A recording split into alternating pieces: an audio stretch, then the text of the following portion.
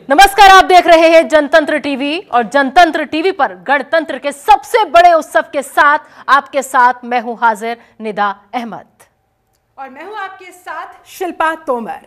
देश ने आजादी हासिल की, स्वतंत्र होने के बाद हम बाकायदा गणतंत्र बने और आज जब देश 75वां गणतंत्र दिवस सेलिब्रेट कर रहा है तो ये मौका बेहद खास है, भावुक है। बिल्कुल, और इस मौके को और ज्यादा खास बनाने के लिए हमारे साथ बेहद खास मेहमान हैं। वो लोग हैं जिनकी बदौलत देश महफूज है, जिनकी बदौलत हम और आप चैन की नींद सो सकते हैं।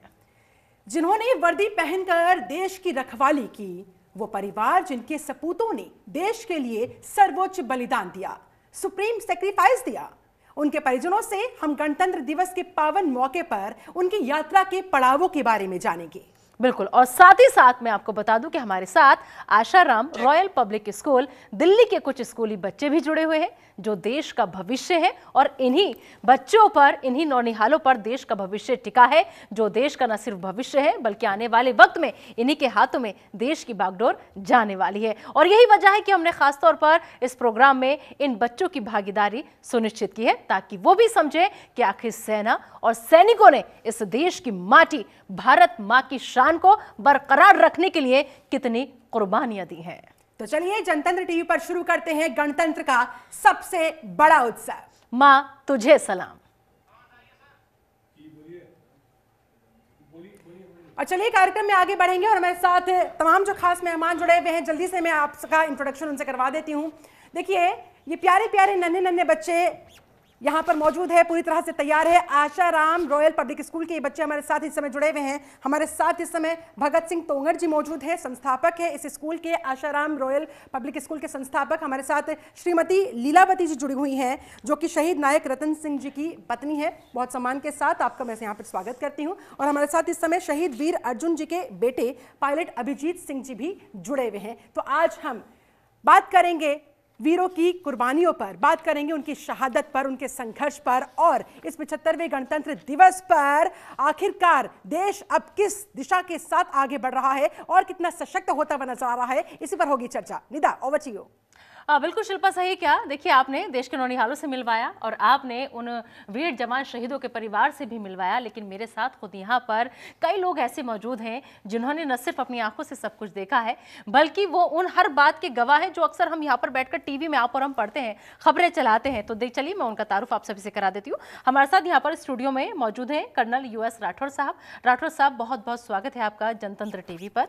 इनके अलावा हमारे साथ यहाँ पर आपको बता दें कि कर्नल PS त्रिपाठी जी मौजूद हैं। बहुत बहुत स्वागत है त्रिपाठी जी आपका। और साथ ही साथ कर्नल JP सिंह भी हमारे साथ यहाँ पर मौजूद हैं। तो ये तीन खास मेहमान हमारे साथ यहाँ पर मौजूद हैं। इनसे समझने की कोशिश हम करेंगे कि आखिर इन लोगों का सफर जो था वो कैसा रहा था, या फिर कौन सी मुश्किलों का सामना करके ये लोग अपनी देश की रक्षा में लगे रहते थे, या फिर वो कौन सी चुनौतियां थी जिसका सामना करके ये दिन रात न अपने परिवार की परवाह करते थे, ना किसी की सिर्फ परवाह थी तो अपने देश की, अपने मुल्क की, अपने वतन की, कि कैसे हमें अपना देश, अपना मुल्क, अपना वतन सुरक्षित रखना है, महफूज रखना है। शिल्पा,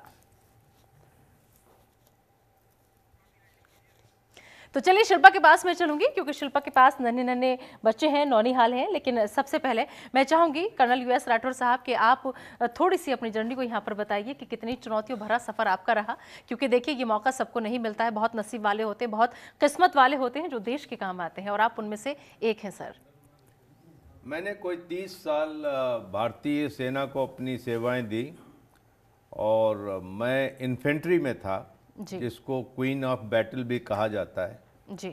तो मैंने मराठा लाइट इन्फेंट्री में सर्विस की और मुझे फ़ख्र है और मेरा सौभाग्य है कि मैंने अधिकांश ऑपरेशंस में हिस्सा लिया और काउंटर इंसर्जेंसी में हिस्सा लिया, तरह तरह के टेरेंस देखे मैंने और दूर दराज के इलाकों में मैंने सर्विस की।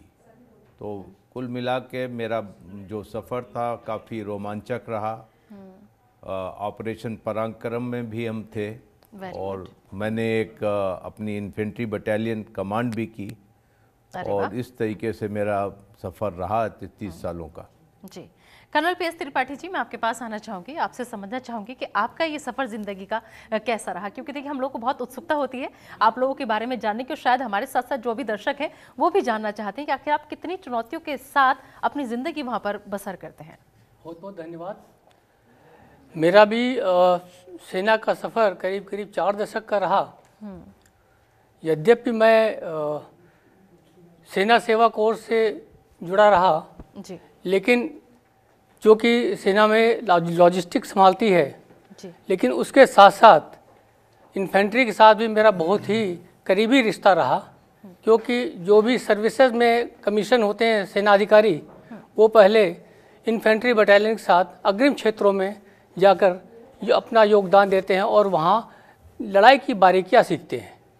उनसे जो अनुभव प्राप्त होता है उसके आधार पर हम फिर आगे जब लॉजिस्टिक्स आगे बढ़ानी होती हैं, अग्रिम चौकियों तक पहुंचानी होती हैं, तो हमें उन सब परिस्थितियों का ज्ञान हो जाता है उस समय तक कि किस तरह की परिस्थितियों में हमारे सैनिक आगे की चौकियों में रहते हैं और उनको किसी भी हालत में उनकी रसद और उनकी ज़रूरतों का सामान पहुंचाया जाए। इसके अलावा मैंने जैसे कि राठौर साहब ने बताया, अग्रिम क्षेत्रों में रहे, मतलब देश का कोई ऐसा इलाका नहीं छूटा जहां हमने सेवाएं नहीं दी। और सेना सेवा कोर तो एक बहुत पुरानी कोर है देश की, जिसने कि युद्ध क्षेत्र में, शांति क्षेत्र में, दोनों में ही अभूतपूर्व योगदान दिया है। और आप ये मान के चलिए कि अगर सैनिक जब युद्ध में जाता है तो उसका पेट हम कभी खाली नहीं रहता है, और इसको सुनिश्चित करती है सेना सेवा कोर। तो उसमें रह करके हमने अपने तरीके से योगदान दिया। इसके अतिरिक्त जैसे कि अग्रिम क्षेत्रों में नौकरी की, इसके अलावा हमने काउंटर इंसर्जेंसी में भी कदम से कदम मिलाकर जो राष्ट्रीय दायित्व हमें मिला था उसको निभाया। राष्ट्रीय राइफल्स में मुझे 2 बार सेवा करने का मौका मिला। एक तो राष्ट्रीय राइफल बटालियन में, जिसमें कि मैं उत्तर पूर्व में मणिपुर में तैनात था, और उसके बाद जब कारगिल युद्ध हुआ तो उस समय हमने जम्मू कश्मीर में आकर के और कुपवाड़ा में रेगुलर इन्फेंट्री बटालियन को रिलीव किया ताकि वो कारगिल में अपना योगदान कर सकें, और उनका मोर्चा हमने फिर वहाँ पर कुपवाड़ा क्षेत्र में संभाला। तो इस तरह से कहने का मतलब है कि एक सैनिक चाहे वो लॉजिस्टिक्स कोर में हो और चाहे वो प्रथम पंक्ति की यूनिट में हो, वो बराबर योगदान करता है, और मुझे गर्व है कि मैंने अपनी तरफ से अपना योगदान दिया। इसके साथ साथ जब हम सर्विस में राइज करते हैं, हमें भी बटालियन कमांड करने का मौका मिला। मैंने एक सेवा कोर की बटालियन कमांड की, और उसके बाद फिर स्टाफ में गए, तो पूरे स्टाफ में जा कर के फिर हम पूरे बड़े क्षेत्र का जो वहाँ की ज़रूरतें होती, रसद की, पेट्रोल की, ट्रांसपोर्ट की, उन सबको कैसे कोऑर्डिनेट किया जाता है, वो हेडक्वार्टर में रह करके वो दायित्व भी निभाया, जिससे कि शांति काल में या युद्ध काल में जो भी ज़रूरतें हैं सेना की, वो हम पूरी कर सकें। बिल्कुल, देखिए ये सारे फर्ज, ये सारे दायित्व जो हैं आप अपने देश के लिए निभा रहे हैं। और अमूमन देखा जाता है कि पुरुष जो होता है वो घर की, महिला तो अपने गृहस्थी को चलाती है, वो ये सारी जिम्मेदारियां वहां निभाती है, लेकिन पुरुष जब अगर उसके साथ होता है, कंधे से कंधा मिलाकर के खड़ा रहता है घर में, जिम्मेदारियां कम हो जाती हैं। लेकिन आप लोग उन लोगों में शुमार हैं जिन्होंने अपनी घर की जिम्मेदारियों से ज्यादा देश की जिम्मेदारी को प्राथमिकता दी। देश के लिए मरना, देश के लिए जीना, देश के लिए ही उठना बैठना, सब काम सिर्फ और सिर्फ देश को समर्पित था, और बिना ये परवाह किए कि हम जो ये जिम्मेदारियां संभाल रहे हैं, हमारे पीछे हमारे घर की जिम्मेदारी कौन संभाल रहा होगा। और सर यही वजह है कि आज आपको सैल्यूट करते हैं, बार बार करते हैं, क्योंकि आप लोग जब सरहद पर तैनात होते हैं तो आपकी चौकसी की वजह से हम यहाँ पर चैन की नींद सो पाते हैं। बेशक आप लोगों की रातों की नींद हराम हो जाती है। चलिए अगले गेस्ट के पास में जाऊंगी। हमारे साथ यहाँ पर इस वक्त कर्नल JP सिंह जी भी मौजूद हैं। कर्नल JP सिंह जी, आपका ये सफर कितना यादगार रहा, आज आप उस सफर को कैसे याद करना चाहेंगे सर? धन्यवाद।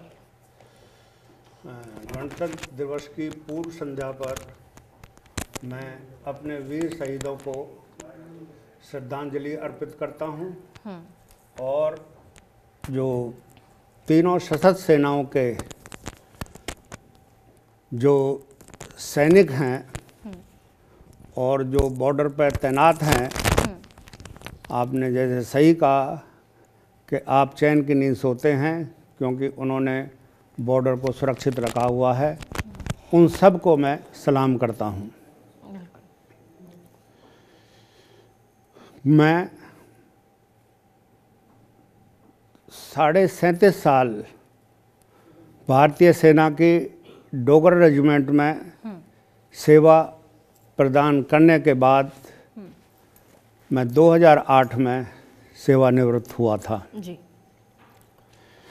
मैं गर्व के साथ कह सकता हूँ कि जब भारतीय सैन्य अकादमी से मेरा चयन भारतीय सेना की डोगर रेजिमेंट में हुआ तो मैंने बहुत ही गौरवान्वित महसूस किया। सबसे पहला जो मेरा इस सैन्य सर्विस का, सैन्य सेवा का जो शुरुआत थी जी। वो मेरी हाशिमारा से हुई थी। और हाशिमारा में तुरंत 6 महीने के बाद में हमको जो इंसर्जेंसी इन्फेस्टेड एरिया था मिजोरम का, उसमें मूव कर दिया था। बहुत ही अच्छा एक्सपीरियंस हुआ MNF के साथ लड़ाई लड़ने में, उनको पकड़ने में, उनको गिरफ्तार करने में, अपने देश के लिए सेवा प्रदान करते हुए जो तजुर्बा हमको हासिल हुआ वो बहुत ही अच्छा और रोमांचक है और काफ़ी एक्सपीरियंस भी। आप इस बात से सहमत होंगे और विश्वास करेंगे, जिस तरह से एक इन्फेंट्री बटालियन जब इंसर्जेंसी इन्फेस्टेड एरिया में तैनात होती है और कार्य करती है तो उन घने जंगलों में पता नहीं होता कि किधर से कोई भी आतंकवादी, कोई भी टेररिस्ट, MNF निकल करके आ जाए और गोली चला दे या एम्बुश कर दे। तो उस कठिन दौर में मिजोरम के डेंस फॉरेस्ट में, घने जंगलों में जिस तरह से हमने अनुभव महसूस किया और सेना को हमने अपनी सेवाएं प्रदान की, उस पर मुझे खुद गर्व है। 2.5 साल के बाद में हम फिर दूसरे JNK के इलाके में आए जी। और वहाँ पर भी हमने, हमारी बटालियन ने बहुत ही अच्छी सेवा प्रदान की सांबा बॉर्डर के ऊपर। वहाँ 3 साल इस सेवा के बाद में हमको मूव कर दिया गया नौशेरा। नौशेरा में जिस तरह से पाकिस्तान को हम चने चबाते थे, ऊपर टेकरी पर बैठ करके हम ऐसी पोजीशन पर थे कि पाकिस्तान हमारी तरफ को नज़र नहीं मिला सकता। जिस तरह से उनको हमने माकूल जवाब दिया वो बहुत ही, आपको मैं एक्सप्लेन 2 वर्डों में नहीं कर सकता। बिल्कुल समझ सकती हूँ सर मैं। हाँ जी। नौशेरा के बाद में मेरा सफ़र लद्दाख स्काउट से होता है, मेरे को ले भेज दिया गया, मैं लद्दाख स्काउट्स में। और वहाँ पहुँचने के बाद मैं DBO, आपने नाम सुना होगा, गलवान के पास जो मेरी तैनाती थी वो थी गैप्सन हाइट्स जी। चुंगतास, वहाँ पर मैंने तकरीबन 2 महीने सेवा देने के बाद में, क्योंकि हाई एल्टीट्यूड था, मैं नीचे आ गया। और बड़ा ही नीचे आने के बाद में मेरा ट्रांसफ़र उस हाई एल्टीट्यूड से सेवा देने के बाद में फैज़ाबाद हुआ। फैज़ाबाद का जो टेन्योर था बहुत ही रोमांचक था, आप समझ सकते हैं। फैज़ाबाद जिसका नाम आज की डेट में अयोध्या है जी। और जो अयोध्या का प्रकरण था उसको हमने आँखों से देखा है। उधर से आने के बाद में मेरा सफ़र दिल्ली में रहा जी। दिल्ली में तो जिस तरह से पीस ड्यूटीज़ होती है, आर्मी हेडक्वार्टर की MGO ब्रांच में मेरी पोस्टिंग थी। वहाँ से 2.5 साल करने के बाद में मैं बटालियन में गया और मेरी बटालियन उस समय जम्मू में तैनात थी जी। और उस तैनाती के दौरान में ही 24 अप्रैल 1996 को जब जनरल इलेक्शन देश में होने वाले थे तो बटालियन, मेरी कंपनी जो है, आगे बॉर्डर पर तैनात थी जी। और एक ऑपरेशन के दौरान में हमने एक आतंकवादी को पकड़ा और उसको पकड़ने के बाद में जो एक छोटा ऑपरेशन में किया, कैरिड आउट किया, उसमें एक बहुत ही भारी भरकम बम ब्लास्ट हुआ, जिसमें मैं आंखों से देख सकता हूं कि किस तरह से मेरे एक हवलदार ने अपनी शहादत दे करके 60 लोगों की जान बचाई जम्मू में। जो वो बम ब्लास्ट हुआ बैग का, बिल्कुल कितना मुश्किल वक्त उसको होता उसने होगा ये, सुबह को जब बम आप बस ये- में रखना हाँ, था, बिल्कुल। बस में रखना था जी। और वो छिपा करके और हमारे हत्थे चढ़ गया, हमारे एम्बुश पार्टी के हत्थे चढ़ गया। जी। और जब हमने उसका इंटरोगेशन वगैरह किया और उससे पूछताछ की कि भाई कहाँ है, क्या है, तुम्हारा क्या इरादा था, जी। उसने हमको गुमराह करते, मैं पूरी पेट्रोल पार्टी लेकर के जब उसने हमको गुमराह करने की कोशिश की, जी। हाँ, ठीक है उसी दौरान में बड़ा भारी ब्लास्ट हुआ और हमारे बिल्कुल एक बिल्कुल हवलदार कर्नल साहब, उसमें शहीद हुआ। समझूंगी मैं आगे की और भी कहानी आपसे। मैं जी, जो जी, है हाँ, मेरे को खुद चोट लगी, मैं भी खुद इस ऑपरेशन का बैटल कैजुअलिटी हूँ। बिल्कुल, इसलिए तो तो देश का इससे हिंदुस्तान आगे ना इसलिए कहा बढ़ते हुए जाता है कि जैसे आप लोग समय का बहुत अभाव कुछ है, सहते हैं, वहीं पर बहुत रह ही करके अपनी आंखों से रोचक, बहुत कुछ ही देखते हैं। उस बिल्कुल, टाइप से हाँ, जो है ठीक है सर, लौटूंगी मैं मेरा आपके पास। जी, इन्फेंट्री बटालियन में जी, जी, मेरा हाँ, ये सफर रहा है जी। और मैं बहुत ही गौरवान्वित महसूस करता हूँ। बिल्कुल सर, कि आप मैं ही नहीं, आप पर इन्फेंट्री हमें में सबको, मैंने पूरे देश को कमीशन लिया आप पर और गर्व एक है। ऑपरेशन बिल्कुल के सर, दौरान हाँ, मैं दुनिया में हम कहीं भी क्यों ना हो, लेकिन हमारे देश हिंदुस्तान से प्यारा देश और कोई हो ही नहीं सकता। और देखिए इन बच्चियों ने बात की कि देश के नाम कुर्बान, और देखिए शहादत को आज हम सलाम कर रहे हैं, देश के नाम कुर्बानी की आज हम बात कर रहे हैं।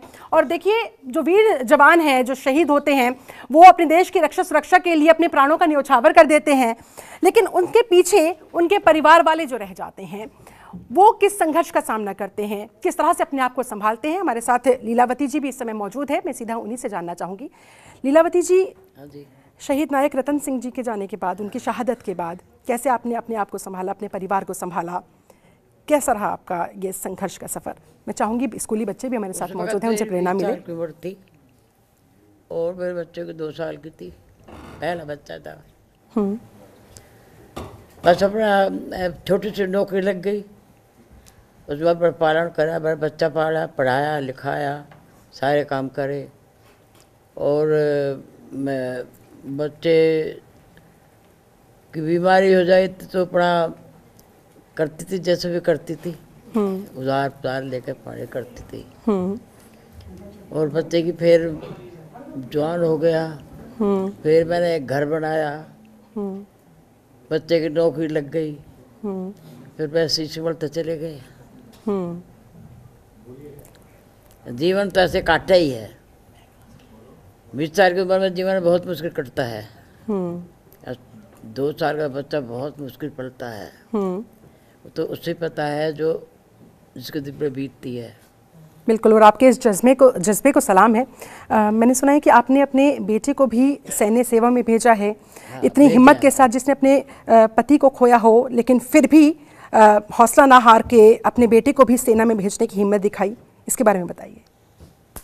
बेटा मेरा भर्ती हो गया था, लेकिन उसको मामा ने नहीं जान दिया। फिर उसने इंटरव्यू दिया एक्साइज कस्टम में, वहाँ वो सेलेक्ट हो गया, वहाँ नौकरी कर रहा है। लीलावती जी, आप कुछ स्मृतियाँ भी लेकर आई हैं, मैं चाहूँगी ज़रा एक बार दर्शकों को आप दिखाइए। और ये वो स्मृतियाँ हैं जो लीलावती जी अपने साथ लेकर आई हैं। और ये देखिए, ये भारत पाक युद्ध 1971 के समय की ये कुछ तस्वीरें देखिए आपके सामने। इसमें पाकिस्तानी सेना के विरुद्ध की गई कार्रवाई के दौरान मातृभूमि की रक्षा करते हुए अपना सर्वोच्च बलिदान इन्होंने दिया, और इसको लेकर इन्हें ये सम्मानित किया गया। शहीद नायक रतन सिंह जी, आज उनकी पत्नी हमारे बीच मौजूद हैं, लीलावती जी, जो बता रही है कि कैसे ये पूरा संघर्ष उन्होंने अपने आप किया और उसके बाद अपने बच्चों को कामयाब करके दिखाया, अपने आप को संभाला, अपने परिवार को संभाला। और हमारे साथ और भी खास मेहमान इस समय मौजूद हैं। अभिजीत जी हमारे साथ मौजूद हैं। अभिजीत जी, आपने भी अपने पिता को खोया, लेकिन देश के नाम उन्होंने अपना सर्वस्व न्योछावर कर दिया, अपनी जान तक उन्होंने गंवा दी। उसके बाद आपके संघर्ष की कहानी किस तरह की रही, आपके परिवार की किस तरह की रही? मैम, मेरे फादर शहीद ALD वीर अर्जुन सिंह, वे सन 2002 में शहीद हुए थे। उस समय हमारी उम्र मात्र 1.5 साल थी। मेरी एक छोटी बहन है सिमरन, वो उसी दिन ही 6 महीने की हुई थी जिस दिन फादर साहब शहीद हुए थे। 25 मई सन 2002 में गांव गुरसही, पुंछ राजौरी, कश्मीर। उनका ऑपरेशन रक्षक था। सर्विस को ज़्यादा समय नहीं हुआ था, नई नई शादी थी। माताजी जो वीर नारी हैं वो आज आ नहीं पाई हैं। तो उनका एक संघर्ष ऐसा रहा कि उस संघर्ष को हम कभी बयां नहीं कर पाएंगे। हमारी उम्र रही मात्र 1.5 साल, बहन की 6 महीने। उन्होंने उस सफ़र को जिया। उनका लक्ष्य एक था कि आज मेरे जो हस्बैंड हैं वो जा चुके हैं देश की सेवा में। अब मेरे 2 रतन हैं, इनको हम किस पद पर डालते हैं। आज बतौर मैं ट्रेनिंग कमर्शियल पायलट हूँ, 2020 बैच। मेरी सिस्टर वो अभी MBBS कर रही है। तो आज जो उनका सफ़र था वो बहुत ही सुहाना था कि अब के बच्चे कामयाब हुए। और इस सफ़र में हमारा साथ देने वाले हमारा परिवार था, हमारे सारे मामा जी थे, मामियाँ थीं।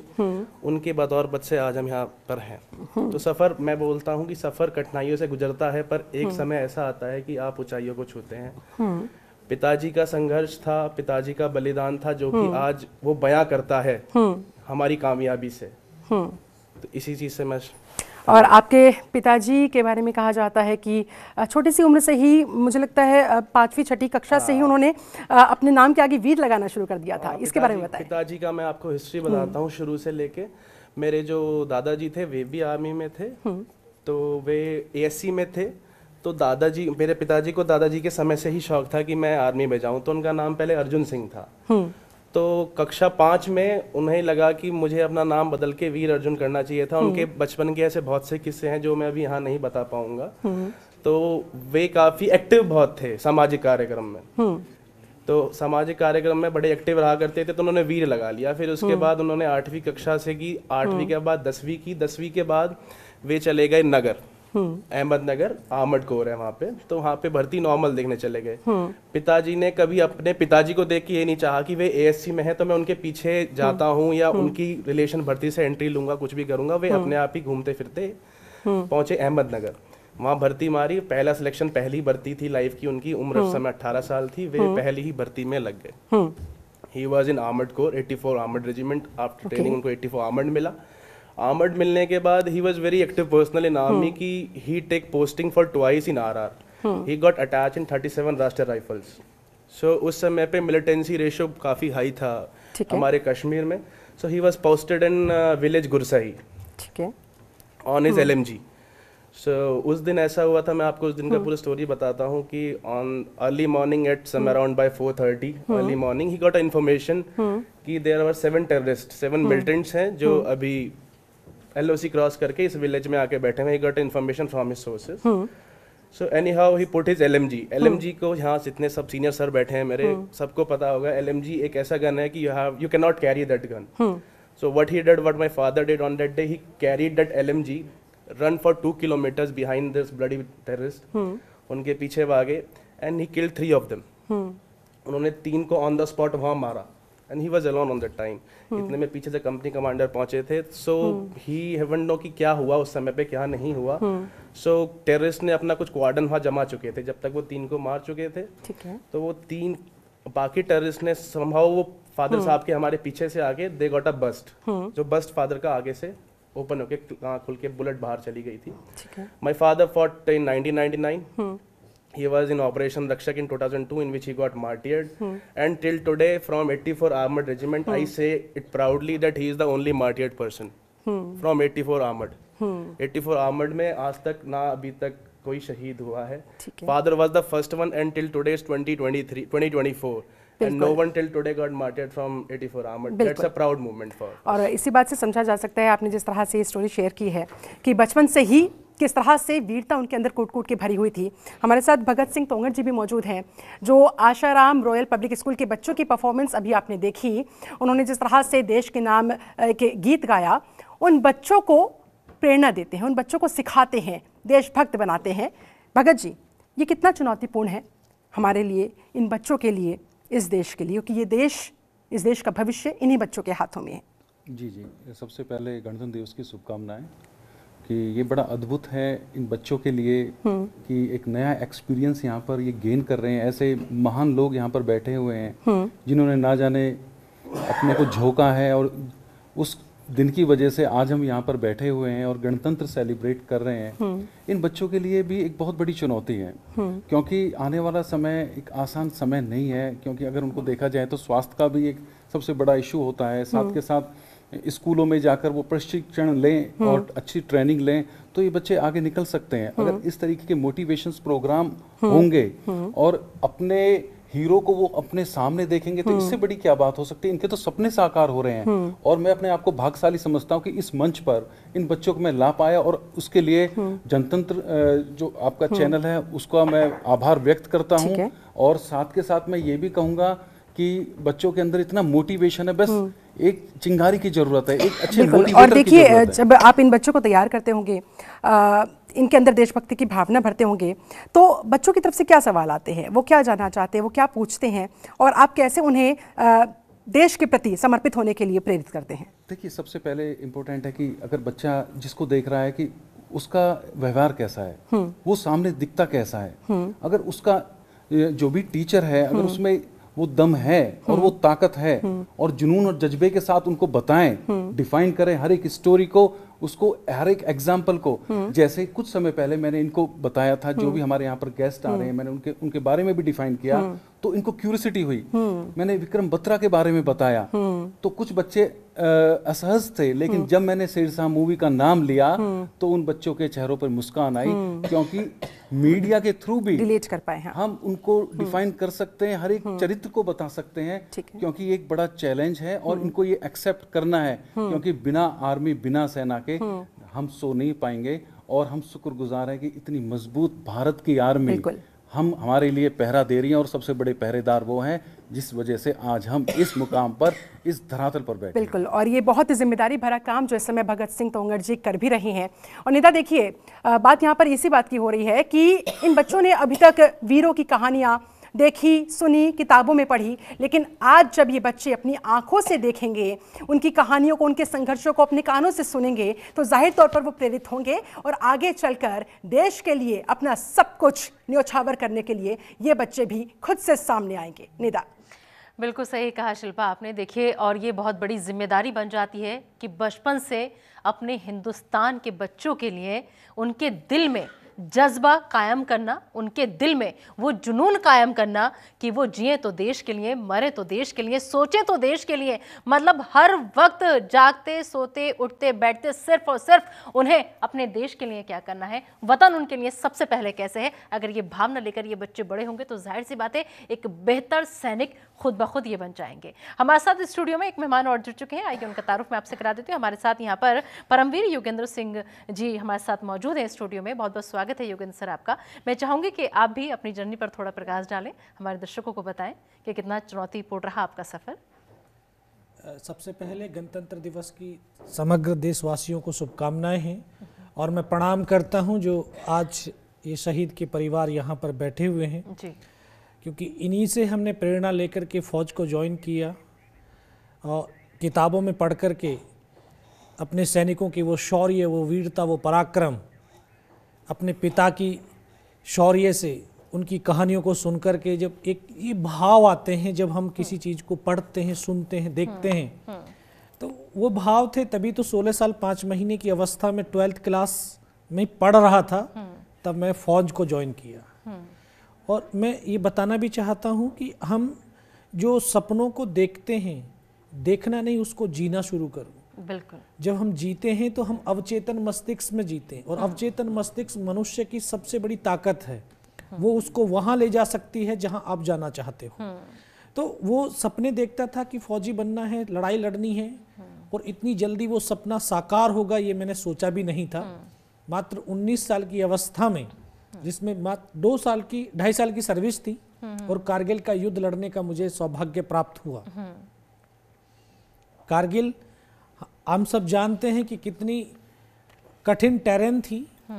-20 डिग्री टेम्परेचर, 13,000 से 18,000 तक की ऊंची पहाड़ियाँ, जहाँ पर दुश्मन ऊपर बहुत मजबूती के साथ बैठा हुआ था। उन्होंने कभी सपने में सोचा भी नहीं था कि हम यहाँ से वापस भी जाएंगे, लेकिन वो भूल गए कि ये हिंदुस्तान की मिट्टी है और इस मिट्टी में तो सिंगनिया और शेर पैदा होते हैं। बिल्कुल, और शेर भी ऐसा वैसा नहीं 17 बुलेट एक साथ खाकर के भी सामने मोर्चा संभाले खड़ा रहेगा, ऐसा शेर। जी बिल्कुल, इन हिंदुस्तान के शेरों ने सैनिकों ने कंधे से कंधा और कदम से कदम मिला करके उन पहाड़ियों पर बने हुए बंकरों का उनका कब्रिस्तान बनाना शुरू किया। सबसे पहले हमें तोलोलिंग टॉप को फतेह करने का आदेश मिला। उस पहाड़ी पर पूरी रणनीति प्लानिंग होने के बाद 22 दिन तक हमने युद्ध लड़ा था और 22 दिन के दौरान हम अपने 2 ऑफिसर, 2 जूनियर कमीशन ऑफिसर और 21 जवानों को खोया है। तब जाकर के 12 जून 1999 को हिंदुस्तान की सेना ने पहली सफलता के रूप में वो पहाड़ी पुनः प्राप्त की थी। फिर उसके बाद हमें टाइगर हिल को फतेह करने का आदेश दिया गया। टाइगर हिल द्रास सेक्टर की सबसे ऊंची चोटी थी, जिसकी ऊंचाई लगभग 17,000 फीट। उस पहाड़ी को पुनः प्राप्त करने के लिए एक विशेष टीम, जिसको घातक प्लेटून बोलते हैं, उसके बहुत सारे जवान शहीद हो गए थे। उसमें नए जवानों की आपूर्ति करनी थी और उस टीम को सबसे पहले हमला करना था। तो मैं बच्चों आपको बताना चाहता हूं कि व्यक्ति की पहचान किसी ओहदे या रैंक से नहीं होती है। व्यक्ति की पहचान उसके कर्म, उसके कार्य से होती है। बिल्कुल, मैं कोई विशेष शक्ति लेकर के धरती पर पैदा नहीं हुआ हूं, आप लोगों की तरह एक आम इंसान हूं। लेकिन ये जोश जुनून और जज्बा है अपने देश के लिए। बिल्कुल, जोश जुनून और जज्बा। और उस 22 दिन की लड़ाई के दौरान हम 3 जवान ऐसे थे जो 22 दिन तक बिना कुछ खाए, बिना सोए, बिना रुके, बिना थके लगातार रसद को ऊपर पहुंचाते रहे। तभी हमारा ये तीनों जवानों की एक पहचान बनी कि तीनों जवान फिजिकल और मेंटली बहुत स्ट्रांग हैं। इनको इस घातक प्लेटून के अंदर शामिल किया जाए। फिर घातक प्लेटून में शामिल हुआ और घातक प्लेटून जब को आदेश मिला कि टाइगर हिल पर हमला करना है, हाइट ज्यादा होने की वजह से दुश्मन दूर तक देख सकता था। तो अपने मूवमेंट को छुपाते हुए दुश्मन को सरप्राइज करने के लिए रात का सहारा लिया। रात भर चलते थे, दिन भर पत्थरों में चुपचाप पड़े रहते थे, फिर रात भर चलते थे। कुछ देर के बाद ही चेहरे से खून टपकना शुरू हो जाता था, स्किन फट जाती थी, इतनी सर्दी थी। 2 दिन और 1 रात उस पहाड़ी पर निरंतर चलते रहे। तीसरी रात का वो मंजर तो आज ही मेरी आंखों के सामने ऐसे दरसता है, शायद कल की ही तो बात है। जाहिर सी बात है। मुझे याद है कि बिल्कुल 90 डिग्री की चट्टान जिस पर चढ़ना असंभव सा प्रतीत हो रहा था। रस्सियों के सहारे हमने चढ़ना शुरू किया। दुश्मन ने फायर खोल दिया, रास्ता कट ऑफ हो गया और केवल हम 7 जवान ऊपर चढ़ पाए। लेकिन बेखौफ बच्चे आपको बहुत गौर से देख रहे हैं, सुन रहे हैं, बिना डरे, आपको बिना डरे ये सब चीजें अगर फेस लगातार करनी पड़े हम वहां पर तो चढ़ते करना। रहे, लड़ते रहे। और वो समय भी आया था कि जब एक कदम आगे रखते हैं तब भी हेड शूट है और एक कदम पीछे रखते हैं तब भी हेड शूट है। लेकिन मैं नमन करता हूं इस देश की माओ को जो अपने बेटे और बेटियों को संस्कार स्वरूप कहती हैं कि सीने का दूध पिलाया है, सीने पर गोली खाना। तो ये हिंदुस्तान के बेटे और बेटियां आज सीमा पर खड़े होकर के सीने पर गोलियां खाते हैं। तो ये तो था कि मरना तो है, लेकिन कायरों की तरह नहीं, क्योंकि हिंदुस्तान की मिट्टी में शेर पैदा किए।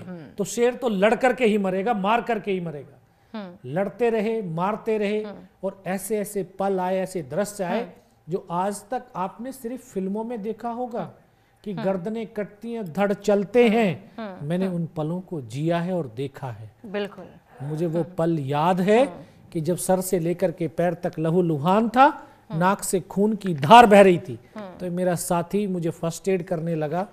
उसको यहाँ पे गोली लगती है, इधर से पूरा सर निकल जाता है। ऐसे कितना मुश्किल होता होगा ना ये सब अपनी आंखों से देखना। बहुत मुश्किल है आज बताना, क्योंकि सुनकर ही और सोचकर ही हम लोग सिहर जाते हैं। आप लोग अपनी आंखों से देखते हैं वो सब कुछ। मेरा साथी मेरे बगल में बैठा था, ट्रेनिंग का साथी था। उसके मुख से आखिरी शब्द मैंने क्या सुना था, और उसको सीने में गोलियां लगती हैं, फेफड़ों से खून की फुहारें छूटती, मेरी गोद में आकर के लेट जाता है। मेरे प्लाटून हवलदार के वो आखिरी शब्द आज भी मुझे याद हैं। क्या कहा था उन्होंने? जब उन्होंने कहा, योगेंद्र इस LMG को उठा करके फेंक, इसके सिवा दुनिया में आज कोई बचाने वाला नहीं है। दूसरा साथी हेल्प के लिए दौड़ा, एकदम से वहां पर आर्टिलरी का बम गिरा और उसकी यहाँ से गर्दन कट करके जमीन पर जा गिरी। उस खून की फुहार को देख करके बिना सर के वो धड़ 2 कदम तक चला और फिर गिर गया। एक और साथी फिर भागा। सोचिए जरा, बिना सर के वो धड़ 2 कदम तक चलता है और चलना शायद एक ये जज्बा जो था, ये जो जोश था अपने वतन के लिए, शायद उस वक्त भी आखिरी कोशिश यही रही होगी कि अभी भी अगर मैं देश का काम आ जाऊं, या मेरी एक एक बूंद जो बह रही है शरीर से निकल रही है और मुझे पता है कि इसके बाद मैं नहीं रहूंगा, लेकिन फिर भी देखिए मैं खड़े होने की हिम्मत रख रहा हूं, मैं चलने की ताकत रख रहा हूं, बेशक 2 कदम ही सही, लेकिन देखिए इतना सब कुछ होने के बावजूद भी मैं ये हिम्मत कर पा रहा हूं। और यही हिम्मत अपने देश के लिए हर हिंदुस्तानी को करनी है, क्योंकि जिस दिन ये हिम्मत हम कर पाएंगे तो शायद उस दिन हमारे वीर जवानों के कंधों से थोड़ा बोझ खत्म हो जाएगा, क्योंकि आसपास हमारे कुछ भी गलत हो रहा होगा उसे हम रोक पाएंगे, हम हिम्मत से उसको वहीं टोक पाएंगे, हम हिम्मत करके उसे वहीं स्टॉप कर पाएंगे। लेकिन हम हिम्मत ही तो नहीं कर पाते, और हिम्मत कैसे मिले, कैसे हम एक वीरों की तरह अपनी जिंदगी जिए, उसी को समझने की कोशिश बस यहाँ पर हम कर रहे हैं। और देखिए छोटे छोटे बच्चे हमारे साथ यहाँ पर मौजूद हैं जो एकदम टकटकी लगाए अभी युगेंद्र जी को सुन रहे थे, समझ रहे थे कि ये कैसे मुमकिन है कि किसी की आंखों के सामने किसी को गोलियां लग रही हैं, किसी की आंखों के सामने किसी का सर धड़ से अलग हो रहा है, किसी की आंखों के सामने खून की बौछारें हैं, लेकिन जज्बा कम नहीं है कि देश के लिए जो करना है वो यही करना है। शिल्पा, मैं चाहूंगी एक बार जरा बच्चों से पूछें जाएं कि अभी इस उम्र में वो अपनी देश के लिए कौन सा जज्बा रखते हैं, और कैसे अगर हम बात करें उनसे कि बड़े होके अगर वो वीर सैनिक बनना चाहें तो उसके लिए क्या कुछ खास वो कर रहे हैं। बिल्कुल, मैं ज़रूर पूछूंगी निदा। और देखिए यहाँ पर वीरों की बात हो रही है, यहाँ पर शेरों की बात हो रही है, तो इसी पर कुछ पंक्तियाँ याद आ रही है। ओ देश मेरे तू जीता रहे, ओ देश मेरे तू जीता रहे, तूने शेर के बच्चे पाले हैं। ओ देश मेरे तू जीता रहे, तूने शेर के बच्चे पाले हैं। एक लाल बलिदान हुआ तो क्या, एक लाल बलिदान हुआ तो क्या, 100 लाल तेरे रखवाले हैं। और देखिए इसी भावना के साथ हमारे साथ इस समय तमाम स्कूली बच्चे भी मौजूद हैं। बहुत संघर्ष के साथ, बहुत मेहनत के साथ, बहुत कुर्बानियों के बाद हमने स्वतंत्रता पाई, और स्वतंत्रता पाने के बाद हमने गणतंत्र दिवस मनाया, और आज एक बार फिर से उसी को सेलिब्रेट करने का दिन है। हमारे साथ तमाम जो खास बच्चे मौजूद हैं, मैं चाहूँगी कि गणतंत्र दिवस को लेकर इन बच्चों ने कुछ तैयार किया है, अपनी भावनाएं प्रकट करना चाहते हैं, तो मैं चाहूँगी जल्दी से आइए और अपनी स्पीच सुनाइए, ताकि आपके शब्दों के जरिए लोगों को पता लगे कि अब बच्चे आगे क्या करना चाहते हैं, क्या बनना चाहते हैं, और गणतंत्र को लेकर बच्चों के मन में क्या है। सबसे पहले अपना नाम बताइएगा, क्लास, और उसके बाद फिर। Hello everyone, my name is Rishabh Chaudhary and I study in class 7th in school Asaram Royal Public School. Today I am here to speaking a speech on Republic Day in Hindi. गणतंत्र दिवस हम सबको यह याद दिलाता है कि हम सब एक हैं, और हम सब एक नए राष्ट्र के निर्माण के लिए एक साथ आगे बढ़ रहे हैं। गणतंत्र दिवस हमारे भारत देश में 26 जनवरी को मनाया जाता है, और इस दिन साल 1950 में हमारे भारत देश में संविधान लागू हो गया था और भारत गणराज्य की स्थापना हुई थी। Thank you. अच्छा, आप देश के लिए बड़े होकर क्या करना चाहते हैं? सैनिक बनना चाहते हैं? कैसे देश की सेवा करना चाहते हैं? क्या है मन में? मैं बड़े होकर अगर सैनिक बन जाऊंगा तो मैं देश की सेवा करूंगा, मैं ये कह रहा हूँ। ठीक है। और देखिए शिल्पा, हम चाहेंगे कि एक बार आप जरा बच्चों के पास खुद वहीं चलकर जाइए, क्योंकि सारे बच्चों को एक साथ दिखाइए। बिल्कुल बिल्कुल, देखिए सारे बच्चे हमारे साथ इस समय यहाँ पर मौजूद हैं, और देखिए किस तरह से तिरंगे में रंगे हुए बच्चे नजर आ रहे हैं, देश भावना और देश की भक्ति के साथ यहाँ पर ओतप्रोत नजर आ रहे हैं। आपका नाम क्या है? नाम साहिल। साहिल, बड़े होकर क्या बनना चाहते हैं? कैसे देश की सेवा करना चाहते हैं? कुछ सोचा है? मैम, अगर मैं सैनिक बना या तो फौजी बना तो मैं देश के लिए जी जान लगाकर सेवा करना चाहूँगा। आप? मेरा नाम अंकुश है। मैं बड़े होके IPS ऑफिसर बनके देश की, या जहाँ पे मैं तैनात रहूँ, मतलब पोस्टिंग मेरी वहाँ की, वहाँ पे मैं अपनी ड्यूटी अच्छे से निभाना चाहती हूँ। अपनी ड्यूटी अच्छे से निभाए, देश की रक्षा करे, सुरक्षा करे। आप क्या चाहते हैं? आपके मन में क्या है? मेरा नाम अमन है और मैं बड़े होकर डॉक्टर बनना चाहता हूँ। जैसे हमारे सैनिक हमारे लोगों की रक्षा करते हैं, वैसे ही मैं भी लोगों की जान बचाकर उनकी रक्षा करना चाहता हूँ। बिल्कुल, बहुत अच्छी बात यहाँ पर उन्होंने कही है। निदा? देश की सेवा होनी चाहिए शिल्पा, बेशक जज्बा कोई भी हो, लेकिन ये जज्बा कम नहीं होना चाहिए कि मेरे देश के जो वासी हैं या मैं जिस हिंदुस्तान का वासी हूँ, यहाँ पर अगर किसी को मेरी ज़रूरत है और मैं उसके काम ना हूँ तो ये गलत बात होगी। डॉक्टर बन के भी जाहिर सी बात है, डॉक्टर को भगवान ऐसे ही नहीं कहा जाता है, क्योंकि वो भी दूसरी ज़िंदगी देते हैं, इसलिए उनको भगवान कहा जाता है। हमारे साथ यहाँ पर और भी मेहमान मौजूद हैं शिल्पा, एक बार उनका फिर से हम रुक कर लेते हैं। हमारे साथ कर्नल US राठौर साहब यहाँ पर मौजूद हैं लगातार। राठौर साहब, हमने देखा है कि जब आप लोग जाते हैं, सेना में भर्ती होते हैं, बहुत से नियम, बहुत से कानून ऐसे होते हैं जिनको आपको फॉलो करना पड़ता है, और उसी एक दायरे दायरे में रह करके अपनी ड्यूटी जो है वो निभानी पड़ती है। क्या ये मुमकिन है कि जब आप लोग वहाँ से आते हैं वापस तो असल ज़िंदगी में इधर आकर के भी क्या वो सब कुछ नियम, कायदे, कर्तव्य, फर्ज सब वैसे ही फॉलो करते हैं आप लोग कि नॉर्मल ज़िंदगी जीते हैं? क्या फ़र्क है वहाँ की ज़िंदगी में और यहाँ की ज़िंदगी में? देखिए निदा, अभी हमने परमवीर योगेंद्र सिंह को सुना और जो उन्होंने किया और जो उन्होंने बताया, बहादुरी, शौर्य, बलिदान सबकी उन्होंने बहुत ऊंचा स्टैंडर्ड बता दिया जी। तो मैं ये कहना चाहता हूँ कि हमारे मुल्क में दो तरीके की एक्सपेक्टेशंस लोगों के दिल में रहती हैं। जैसे हम अपने जवानों से, अपने फौजियों से तो उम्मीद करते हैं कि देशभक्ति की पराकाष्ठा हो, कर्तव्य निष्ठा की पराकाष्ठा हो, ईमानदारी की पराकाष्ठा हो, और वो हम निभाते भी हैं, उस पे हम खरे भी उतरते हैं, उस कसौटी पे चढ़ जाते हैं। लेकिन वही कसौटी नागरिकों के लिए क्यों नहीं है? ईमानदारी की, देशभक्ति की, बहुत बड़ी बात, चरित्र की और नागरिक बोध की। सही बात, ठीक है। तो वो एक चीज जो है, एक इम्बैलेंस दिखता है। तो जैसा आप कह रहे हैं कि हम रिटायर होके जब आते हैं तो हम अपने आप को इस सोसाइटी में बहुत मिसफिट पाते हैं, क्योंकि जिन आदर्शों के साथ हमें पाला गया, हमें ट्रेन किया गया, हम उन आदर्शों के साथ जिए और हमने बलिदान भी दिए, वो आदर्श यहाँ क्यों नहीं फॉलो होते? जाहिर सी बात है, वो तो होगा। मिसाल के तौर पे बात है, हम चाहते हैं कि ट्रेनें टाइम पे आए, बसें टाइम पे आए, फ्लाइट्स टाइम पे जाएं, लेकिन जब हमें खुद अपने ऑफिस या स्टूडियो या विद्यालय जाना है तो हम टाइम पे नहीं जाते। तो ये चीजें कब बंद होंगी?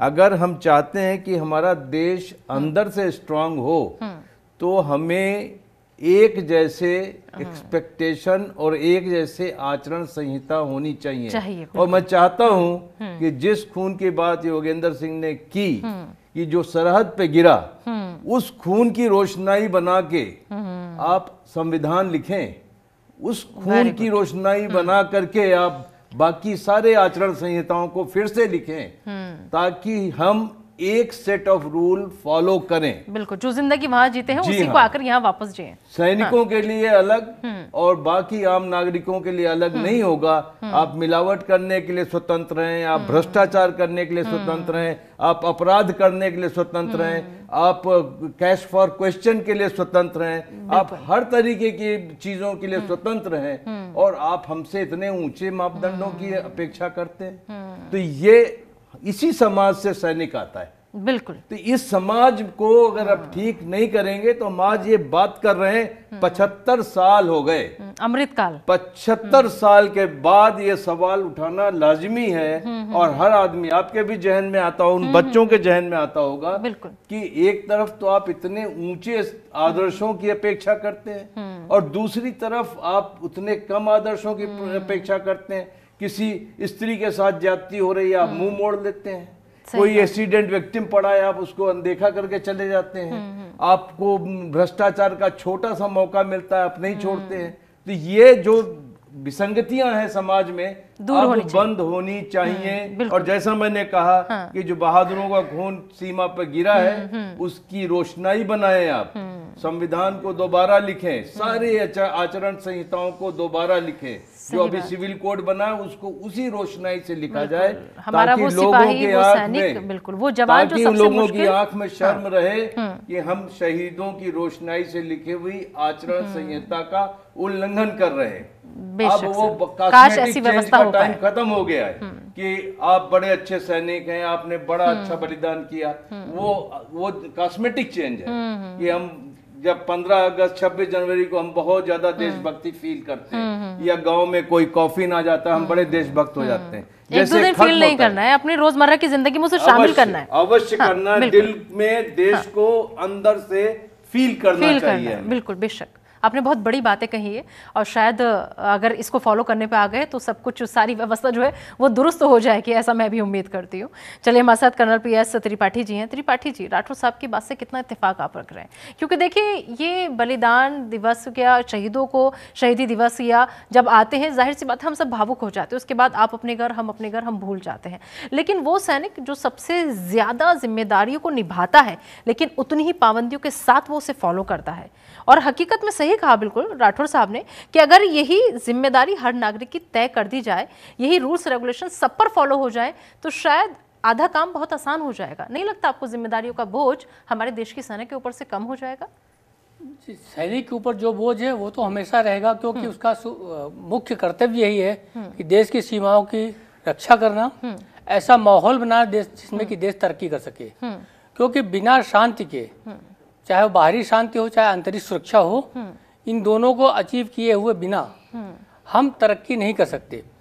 लेकिन जो राठौर साहब ने जो बात कही उसको मैं आगे बढ़ाते हुए कहूँगा कि प्रत्येक नागरिक का ये कर्तव्य है कि वो अनुशासित रहे, क्योंकि सेना की जो रीढ़ है वो अनुशासन है। इसी तरह नागरिक जीवन में भी अनुशासन की बहुत ज़्यादा आवश्यकता है। जब हम अनुशासित रहेंगे तो अपने आप हम सही काम करने के लिए प्रेरित होंगे जी। और जो हमें बताया जाता है कि डिसिप्लिन का मतलब क्या, जो सेल्फ डिसिप्लिन जिसको हम कहते हैं फौज में, स्व अनुशासन जिसको हिंदी में हम कहेंगे, उसका मतलब ये है कि जब आपको कोई देख नहीं रहा है फिर भी आप सही काम कर रहे हैं तो वो आपका स्व अनुशासन है। और ये स्व अनुशासन दो चीज़ों से होता है कि आप अच्छा पढ़ें, अच्छा देखें और आपके माता पिता या आपके परिवार से जो संस्कार मिले हैं उनका अक्षर से पालन करें।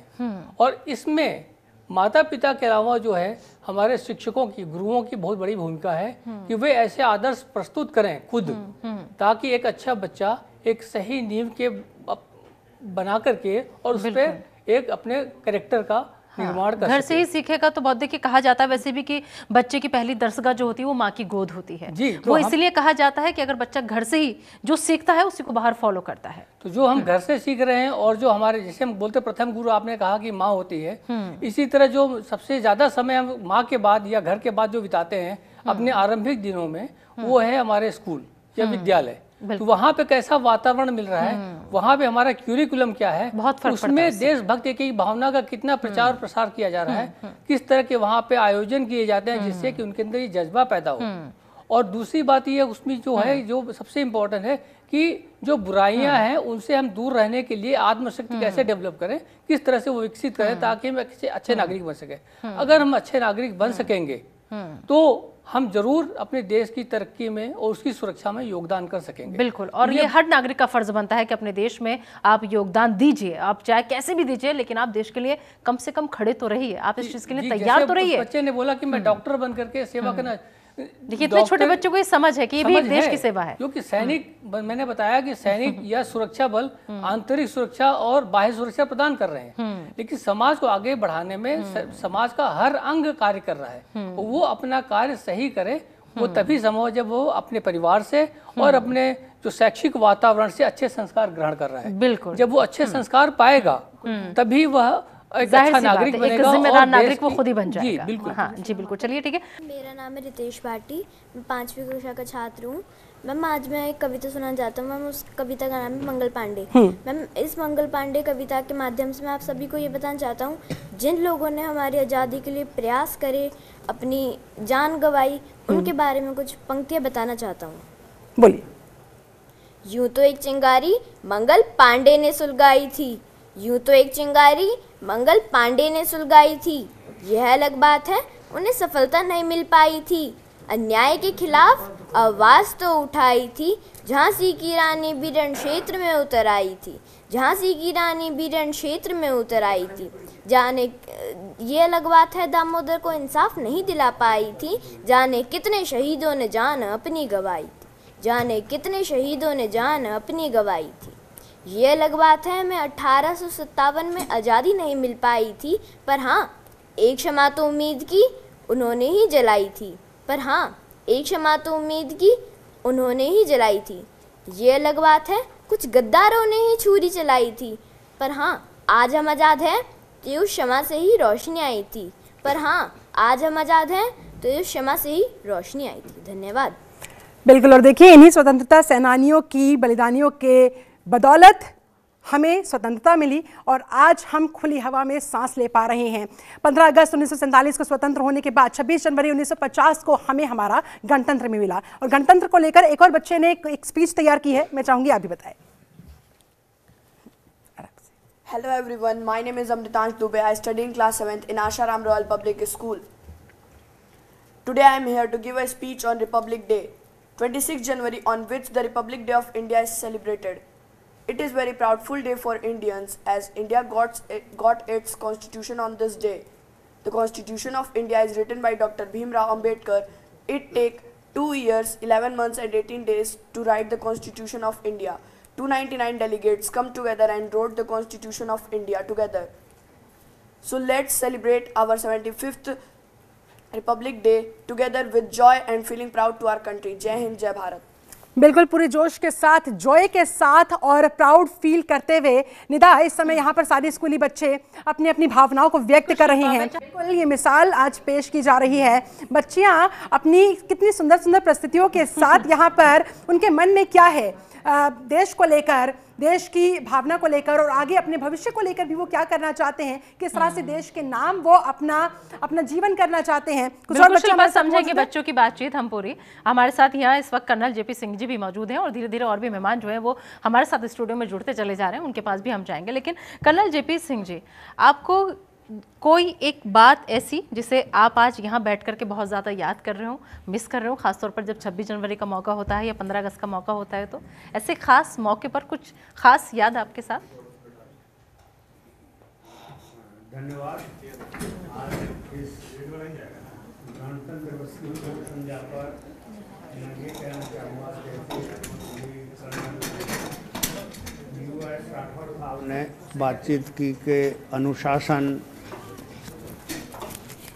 सिर्फ फौजियों के लिए नहीं, अगर ये अनुशासन आम नागरिक में भी आ जाए तो देश की काफ़ी तरक्की, समृद्धि और विकास के पथ पर चलेगा। जी, यहाँ पर मैं ये कहना चाहूँगा कि हमने सैन्य सेवा करने के बाद में जब आम जीवन में लौटते हैं और आम नागरिकों से जब बातचीत करते हैं तो ये आमतौर पर देखा गया है कि जो सैनिक और पूर्व सैनिकों की कुछ समस्याएं होती हैं जी,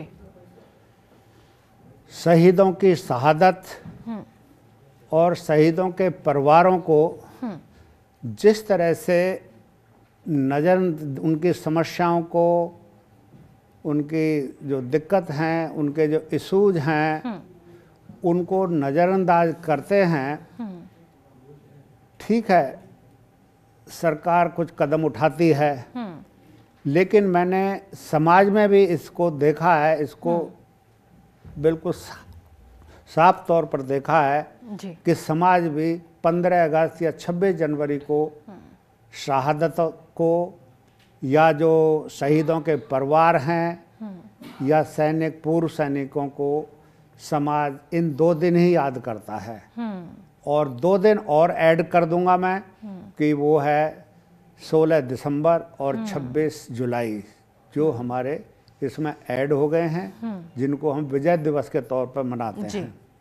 तो मेरा इन बच्चों से यही आग्रह रहेगा, जो युवा पीढ़ी है, कि जो शहादत है, जो सैनिकों का सम्मान है, वो हमेशा बना रहे, हमेशा। जी, सिर्फ 2 या 4 दिन के लिए नहीं कि जब 15 अगस्त आएगी या 26 जनवरी आएगी जब तक जो है हम उनको सलाम करेंगे या शहीदों को याद करेंगे।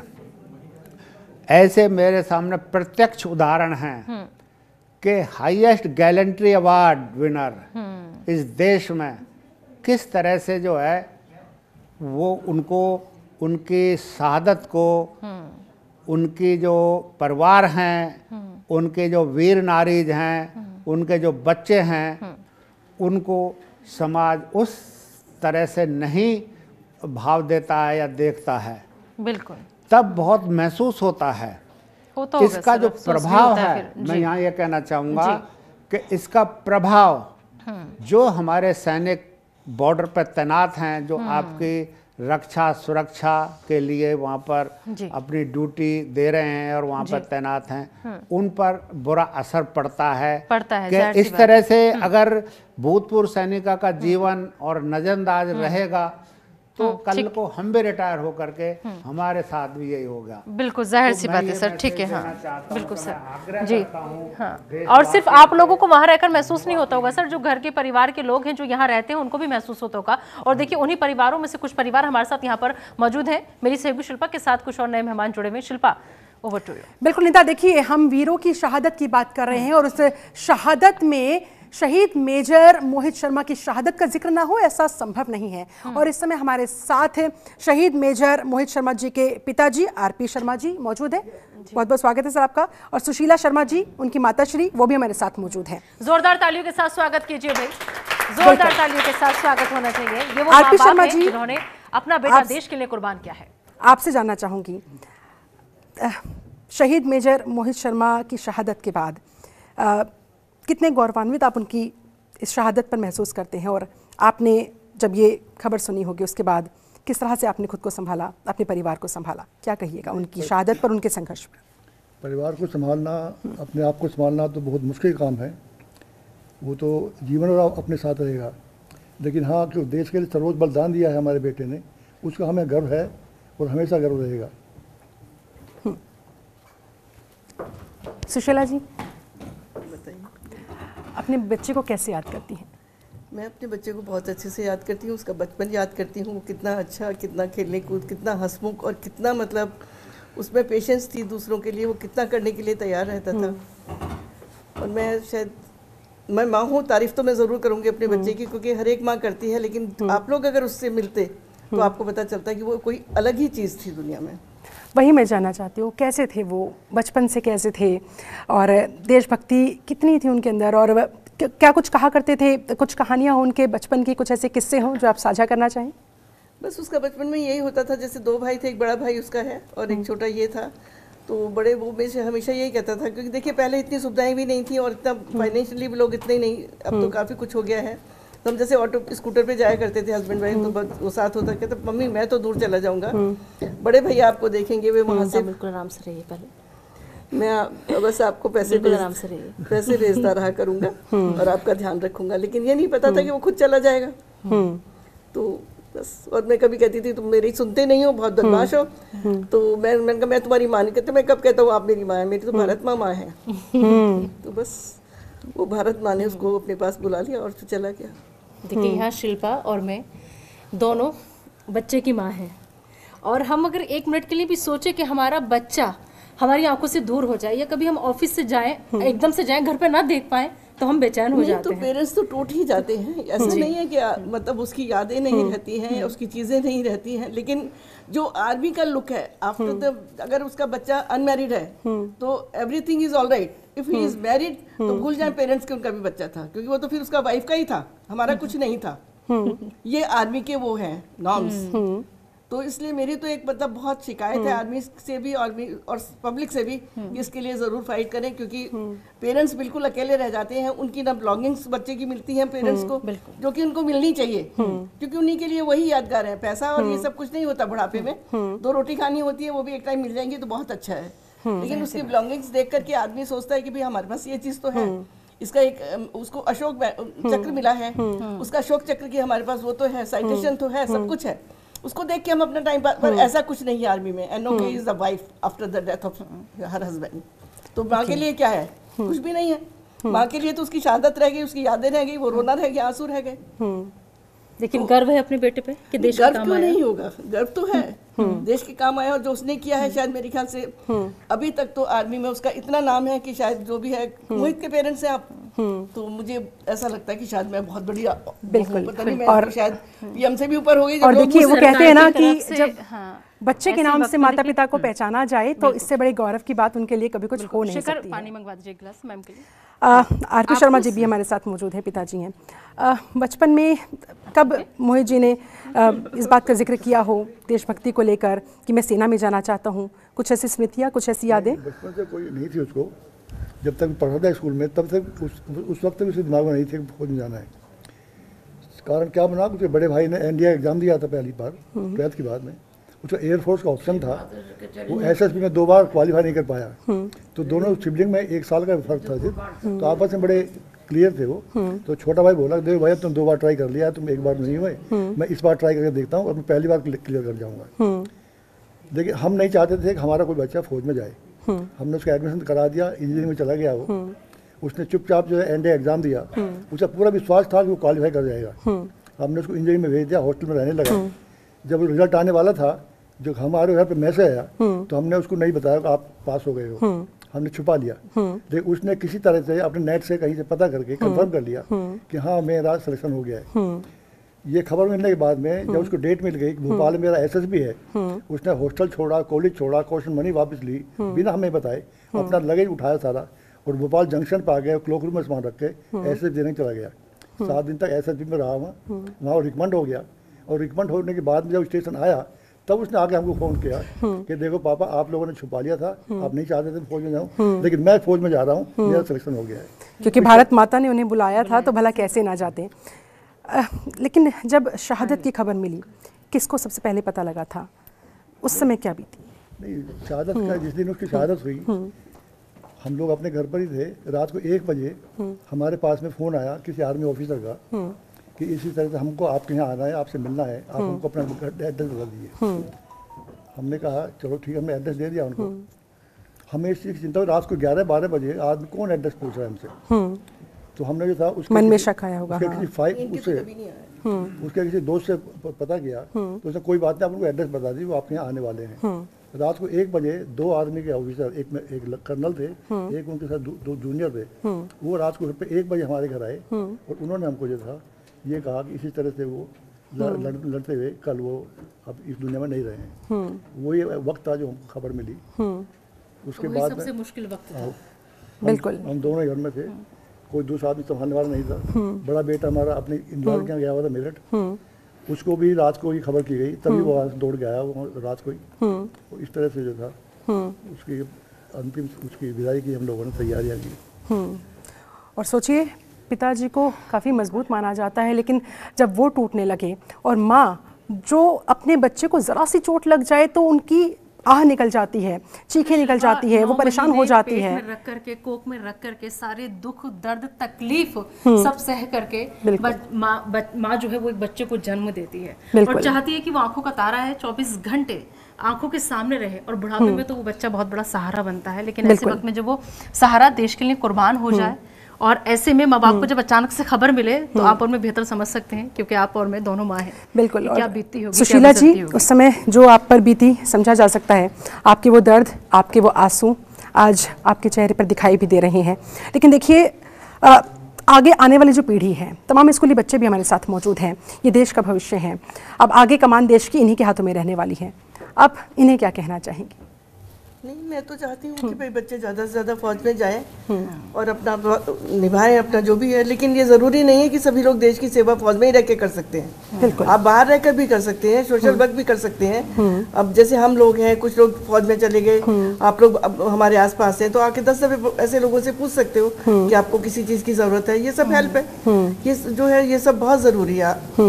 सेवा किसी भी रूप में की जा किसी भी रूप में की जा सकती है। बाकी ये तो नसीब है कि कौन शहीद हो सकता है और कौन फौज में जा सकता है। जरूरी नहीं है कि जाने वाले हर शहीद हो जाएंगे, लेकिन वो भी जरूरी है कि देश में मतलब सैनिक संस्थान ज्वाइन करना भी बहुत जरूरी है। अगर नहीं जाएंगे बच्चे तो देश चलेगा कैसे? तो हर पेरेंट्स को अपने बच्चे को भेजना चाहिए। बिल्कुल, नहीं जा पाता है किसी वजह से, तो आगे बाकी लोगों की देखभाल। बिल्कुल। और सुशीला जी देखिए, अपने दिल को कितना कठोर करना पड़ता है जब अपने बच्चे को सेना में भेजा जाए, उसको लेकर आप क्या कहेंगे? नहीं, मैं एक चीज कहूंगी, देखिए जाना तो सभी को है सूनर और लेटर, ये जरूरी नहीं है अब आप सड़क पे ही मर जाएंगे, मान लीजिए एक्सीडेंट से, उसका क्या है? कोई औचित नहीं है, नहीं उसको कोई पूछेगा। लेकिन जो सेना में जाता है और देश के लिए कुर्बान करता है अपने आप को, तो उसका एक तो भविष्य उनके घर वालों का, सब लोग सोचते हैं देखिए इनके शहीद के पेरेंट्स हैं, ये शहीद के माता पिता हैं, तो इसलिए बहुत ज़रूरी है सेना में जाइए आप, और जो आप कर सकते हैं देश के लिए करिए। बाकी देखिए मौत तो कभी भी किसी को कहीं आ सकती है, सड़क पे भी आ जाएगी और देश के लिए भी आ जाएगी। और सेना में ऐसा नहीं है कि सभी लोग शहीद होंगे, बिल्कुल देश तो चलेगा ही और लोग शहीद भी होंगे। तो ज़रूरी है कि आप लोग ज़्यादा से ज़्यादा ज्वाइन करें सेना को, ताकि हमारे देश का उज्जवल भविष्य रहे और लोग हमसे डरें। बिल्कुल, आपने तो मैम सबको भावुक कर दिया। शिल्पा की मेरी भी आंखें नम हो गई और जाहिर सी बात है जो आपको भी देख रहा है, सुन रहा है, सबकी आंखें नम है।